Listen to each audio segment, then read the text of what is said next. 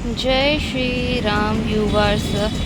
इससे पहले वाली वीडियो में श्री रामायण महात्म्य का पहला दोहे का अर्थ मैं आपको सब बता चुकी हूँ। आइए अब शुरू करते हैं दूसरे दोहे का अर्थ। इसमें तुलसीदास जी ने रामायण गाई है। इसका प्रचार काफ़ी प्रचार हुआ। रामायण एक अद्भुत फुलवारी है। रामायण एक फुलवारी है। फूल जैसे बगीचे में कैसे फूल होते हैं रंग बिरंगे, अलग अलग उसकी सुगंध आती है, वैसे ही रामायण की वो सुगंध है। जिसके घर में रामायण होती है, जहाँ रामायण का हर रोज़ पाठ होता है, वहाँ भूत प्रेत भूलकर भी नहीं जाते हैं। वहाँ उस घर में कभी दरिद्रता नहीं रहती है। जब मंत्र, रामायण में अनेकों मंत्र हैं जिसमें प्रीति करने से, रामायण में प्रीति करते हैं से वो इंसान भाग्यवंत हो जाता है। ये दूसरे दोहे का अर्थ हुआ। अभी तीसरा दोहा है। रामायण न सम नेहु कोई, मतलब है कि रामायण के समान कोई नहीं है। सभी उपमाएं रामायण के आगे छोटी लगती हैं। पहले यह त्रेता युग में वाल्मीकि मुनि ने लिखी थी, वही कलयुग में तुलसीदास जी ने लिखी है। इसमें 7 कांड हैं। प्रथम कांड में बाल रसीला है, मतलब राम जी के बचपन की बातें हैं। राम जी के, जब मैं आके आपको प्रथम कांड बताऊंगी, राम जी की लीलाओं के बारे में बताऊंगी, वो अनुभव करवाऊंगी कि बचपन में राम जी कैसे थे, तब आपको बड़ा ही अच्छा लगेगा। दूसरे कांड में राम जी पिताजी की आज्ञा से वनवास जाते हैं, उसके बारे में बताया गया है। और आगे है तीसरा है अरण्य कांड, चौथा किष्किंधा कांड। ये बताया गया है कि यह 7 कांड होते हैं, मतलब 7 अध्याय हैं, जिन्हें हम आगे रामायण में आपको धीरे धीरे बताएंगे। अभी आता है चौथा दोहा। श्री राम जी रामायण, रामचरितमानस रामायण है। इसका पाठ करने से हमें स्वर्ग मिलता है। हमारे अंदर की बुराइयां जितनी भी हैं वो धीरे धीरे ख़त्म होने लगती है। राम जी का नाम लेने से, उनमें प्रेम रखने पर, उन पे विश्वास करने से ऑटोमेटिकली हमारे धीरे धीरे पाप जो है ना वो कट जाते हैं।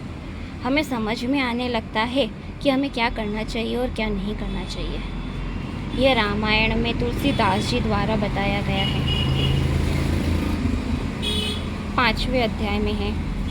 आगे रामायण के बारे में बताती हूँ। देखिए, रामायण में, रामायण जहाँ होती है, रामायण का जहाँ पाठ होता है, जब तुलसीदास जी ने रामायण रची थी, तब उनके साथ क्या हुआ, जब यमदूत उन्हें ले जाने के लिए आते हैं, तो यमदूत